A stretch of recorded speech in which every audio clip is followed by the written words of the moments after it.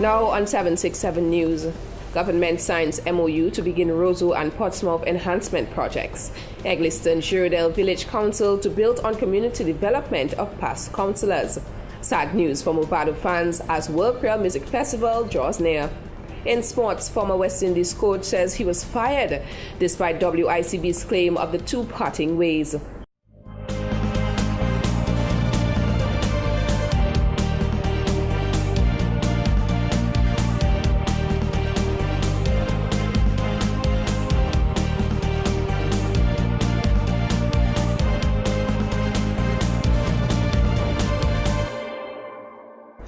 I'm Alicia George, and you're tuned in to 767 News, Dominica's #1 news source. Stay tuned for these and other stories when we return. Introducing the Ashley Collection at Quartz. Quartz has joined with Ashley Furniture, the #1 selling home furnishings brand in America, to bring you the most extraordinary furniture selection at unbeatable prices. It's now easier than ever before to find that perfect furniture piece for your home. And what's more, you can add that special touch with the right accent piece from our range of designer accessories from Ashley. Create the perfect look for your home with the Ashley Collection at Quartz. Quartz, bringing value home. Visit the new Ashley Gallery at our Roseau store. I know it is confusing out there with so many prices and so many stores, and you are trying to figure out how to do the maths on savings. Well, don't worry, we will do the maths for you. It is our business to deliver the best product at the best prices. So when you shop at Astor Fans, you don't need to do the maths. We have done it for you. And best of all, take the savings and use it to pay for something else, helping you save money. That's our business. The government of Dominica, in collaboration with the National Cultural Council, presents the 2014 Independence Celebrations under the theme, Our Nation, Our Responsibility. Be a part of the 36th anniversary celebrations. Reconnect with the island's history. Dress in the national wear. Indulge in Dominica's wide array of Creole delicacies. And participate in the cultural activities across the country. Dominica is ours to celebrate. The 2014 Independence Celebrations, September 20 to November 4, 2014. Come, let's make it an independence to enjoy and remember. The government of Dominica, Discover Dominica Authority and Gold Partner Digicel present the 18th World Creole Music Festival, October 24th, 25th, and 26th, Windsor Bank Sports Stadium, Roseau, featuring Midnight Groovers, Funky Versa, Movado, Jackie O, Tabu Combo, T-Vice, Destra, Dennis Belfort, Class, Flavor, Soku Stars, Simon Girard, Aris Oudmoyen, Jim Rama, Kelvin Dubois, Ace Banton, Dali Riddler, Paola, Elvis Crespo, Fanatic, Michael Anderson, King Dice, Data Chess, Web Scrunter, Triple K, and more. Season tickets $325 EC dollars. Nightly tickets $120 EC. The 18th World Creole Music Festival. 3 nights of pulsating rhythms. October 24th, 25th, and 26th. Windsor Bank Sports Stadium. C'est Musicano. We start off this newscast of news that the capital city of Roseau and the town of Portsmouth will be receiving a makeover, compliments the Dominica Labour Party administration. On Thursday, a Memorandum of Understanding, MOU, between the Ministry of Public Works, Energy and Ports and NSG Management and Technical Services Limited was signed to begin work for 2 infrastructural projects carried for the 2 towns. Signage of the project signals upcoming infrastructural work, including creating provision for adequate parking and facilities for public transport, construction of a bypass road near the Botanic Gardens, rehabilitation of the Roseau West Bridge, as well as concept designs for cruise ship terminal development. Speaking at the ceremony, which took place at the State House Conference Center, Mayor of Roseau, Her Worship Irene John, said this project symbolizes a milestone in Dominica's infrastructural development. Roseau City Council is very excited and is anxiously waiting the beginning and completion of this project. This auspicious occasion symbolizes a milestone in the advancement of our country's infrastructure development. We wish the NSG management team and our local partners all the best in the endeavors. and pray for God's blessing on the project and on the Commonwealth of Dominica. In addition, focus will be placed on the rehabilitation of roads with improved drainage, utility upgrade, road pavement upgrade, sidewalks, landscaping, and street lighting in the capital city. The town of Portsmouth will undergo similar changes, including construction of a multi-purpose public building and a bypass road to the Cabrits.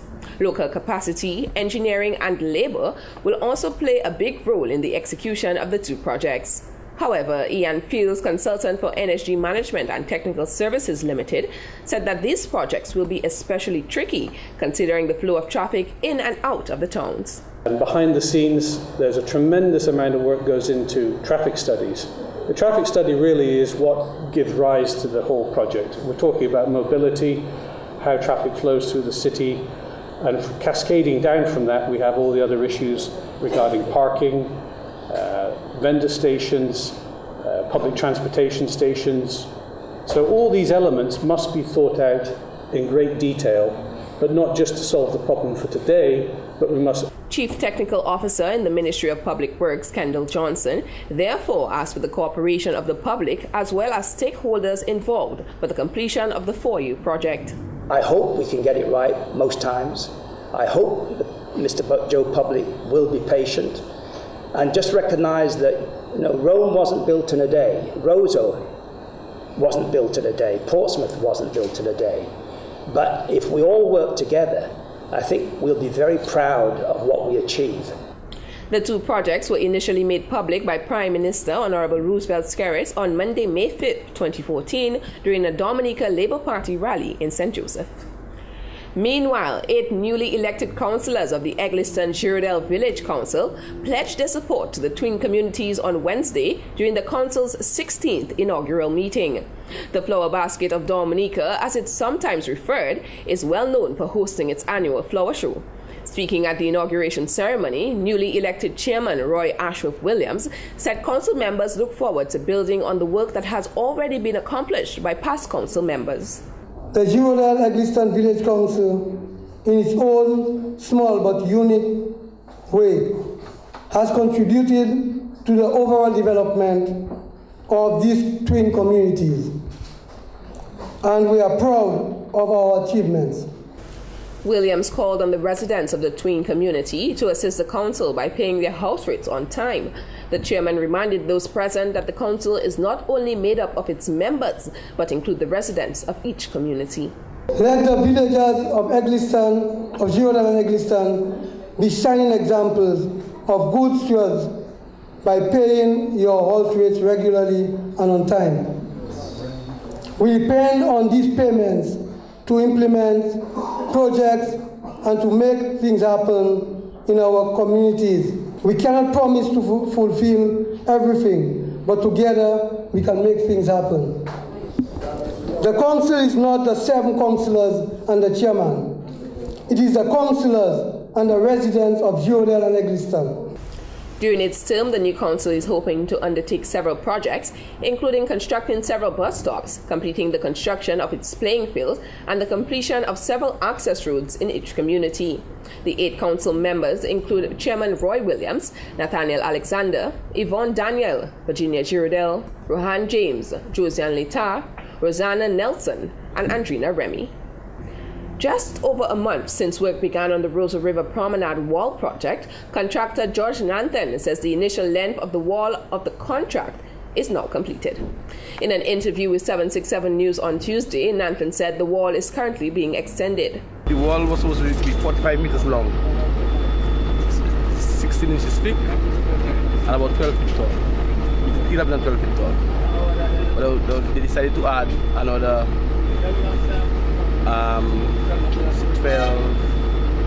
30 meters. So that's what we're doing now. At the back here, we just add another 12 meters, and to the front, we have to add another 15 meters. Down here, we add 12 meters, and after we stop from the 12 meters, we're going to do a rock armor up to the bridge, and then just get the rest of the dredging done, like the material, cut it away. He said in 2 weeks' time, the additional wall work will be completed. The contractor noted the project is on schedule thus far. Nanton, who has been an excavator operator for over 25 years, said his skill has proved to be a valuable asset on this project. Most time I get a job, I am always on my job. Operating, my son is doing too, but in the difficult parts, I have to make sure I'm there every day. But to start early, to show me, I enjoy doing it. The contractor told us that to date he has trained over 20 individuals with skills on how to effectively operate an excavator. Bail closed is what Daryl Humphrey, a Fonkwale man charged with burglary, heard, even after a tearful plea for bail. The charge stated that on August 10th, Humphrey entered as a trespasser into the business place of Carlton Phillip in Fonkwale and stole $20,760.32 in cash and a vault valued at $2,600. A plea was not required since the offense is indictable. The prosecution objected to bail on the grounds that the offense was allegedly committed while Humphrey was on bail. Prosecutor Inspector Michael Loda also informed the court that on July 18, 2013, the accused was granted bail in his own recognizance for the offense of burglary. On January 14, 2014, he was again before the court and granted bail by Magistrate Bernard Paquette for an additional burglary offense. In his defense, Humphrey pleaded with Magistrate Candia Correct George to consider the fact that he is caring for his 2 children who are currently in the care of his sister. He also stated that he was innocent and the police had no evidence linking him to the crime. His bail will be reviewed on November 30th, 2014. The preliminary inquiry is scheduled for April 13th, 2015. When we return, we bring you the latest news on the World Creole Music Festival. Stay with us. You have a sense of style. It's elegant. It's chic. It's modern. It's timeless. At Quartz, we have the widest range of furniture to suit any style, so you're sure to find something that's you. Furniture is fashionable, only at Quartz, bringing value home. When you want to serve rice to your family, you obviously want the best rice. Caribbean cooks right and tastes great. Available in a variety of sizes for you to buy as much as you want. You can buy white rice, parboiled rice, and Caribbean rice even comes in bags with handles for your convenience. And because you'll be buying it from Astafans, you know the price is right. Make Caribbean rice a must for your family. Astafans, right place, right price.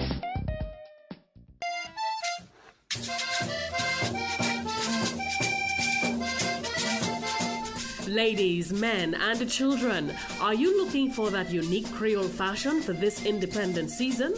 King's Garments, located on 34 Stieber Street in Portersville, and its new location on Independence Street is the place to shop, specially providing you with all your independence outfits. Your Creole Garments exclusive shop. Vous souvenez de pantalon, chemise, waistcoat, petticoat, eh bien, jupe, radouette, venez dans King's Garments pour capable faire tout ça besoin.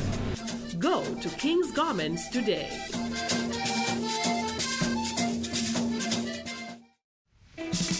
Distinct, authentic, with a storied history.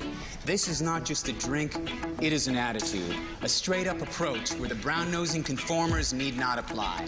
It's embracing a chilled manner that leaves the hysteria to the bridesmaids and standing up against the sameness, blandness, and colorless. It's striving for extraordinary, because after all, who wants the ordinary? Appleton Estate. That's how I like it. Welcome back. Sad news for fans of the Golly God Movado, who are scheduled to perform at this year's World Creole Music Festival, WCMF. During the final WCMF press conference on Thursday, Colin Piper, chairman of the Dominica Festivals Committee, DFC, revealed some disappointing news to the media. I read from a quote from the artist: "Unfortunately, due to unforeseen travel issues, Movado will not be able to make the festival." Their management was only made aware of this recently, and since then they have been trying their utmost best to make it possible, but unfortunately without success. The musician has been replaced by dancehall artist Cecile Carlton, better known as Cecile. She is among the best-known dancehall artists in the Caribbean, well known for songs like I'm Waiting, If You, Girl on the Side, Hot Like We, Cheetah's Prayer Remix, and No Pay. DFC has worked to find an artist from the same genre that we feel will add diversity to the festival while ensuring a great performance from the reggae genre. And that artist is none other than Cecile. So Cecile has been, all logistics have been put in place, and Cecile will be performing on Sunday night at the World Creole Music Festival. Piper said coming off what was considered a great performance at the recently held Canas Lipso show, the first Serenade band has been added to the lineup of the festival and will also perform on Sunday. One of the other areas that we are in fact watching obviously is the weather. And so I've just been in contact specifically with the people at Whitchurch as it relates to the ferry and berthing of the ferry, because I understand from the Met Office website that we may be anticipating some sea swells, and sea swells would impact the berthing, the location, the berthing, the docking of the ferry. This is something that we experienced last year. Many may not know, but the ferry was diverted to Portsmouth, which is the alternate location. So I've already alerted Whitchurch to make sure that there's a plan in place if, for whatever reason, that happens. The DFC chairman said as it relates to the venue, all things are in place for the festival. The recent launching of the Dominica Pilot Vulnerability Reduction Project has resulted in the allocation of US $39.5 million to address the issues of climate change and climate resilience challenges faced by Dominica. This announcement was made by Honorable Ambrose George, Minister for Information, Telecommunications and Constituency Empowerment during the Mont John Riviere Civic Village Council inauguration on Monday. And there are a number of projects which have been identified to be undertaken from that sum of money sometime within the next few months. Those projects will be commencing. And I just want to mention a few of the projects, and some of which are very important to you, the people of Mont John and Riviere Civic. For example, the road from Pokase to Bois Diable, which I'm sure every resident of Mont John and Riviere Civic is quite familiar with. And we'll be spending, and these are sums that have been approved by the cabinet already. On that road, we'll be spending 7.4 million EC dollars to do the rehabilitation work between Pokase and Bois Diable. Honorable Judd said between Bois Diable and Casabrousse, EC $7.3 million will be spent on road rehabilitation, while another EC $13.7 million will be spent on roadworks in the Casabrousse and Petite Soufrière areas. Between Casabrousse and Hatton Garden and the road to the Carib territory, EC $15.8 million will be spent on rehabilitation roadworks. Another very important feature of that project, for those of you who are familiar with the Dubic area, that is in the Petite Savane constituency, very close to Geneva Estate in that area there. We'll be doing some stabilization of the cliff, which has been posing some serious threats to the residents, well, you can say from Dubic all the way to Petite Savane, and even people who travel through Dubic onto Délices and the rest of the eastern districts. And we'll be spending in the region of $11.9 million to do some stabilization works in that area of Dubic to make the road much more safer and roadworthy for the commuters and for the general public who use that section of the island. Minister George added that EC $8.1 million will be spent on the West Coast water storage tanks and water inventory project. The latest in sports is coming up next with Larry, so stay tuned. Say hello to the Digicel DL700, our newest best value Android smartphone with a 4-inch display, front-facing camera, and a 5-megapixel rear camera. It's perfect for snapping and sharing. Plus, it's super fast, so you can play more, do more, and listen more. And choose to download from over 1 million apps in the Google Play Store. The Digicel DL700, the latest addition in the Digicel Android smartphone range. Make the smart choice. Digicel.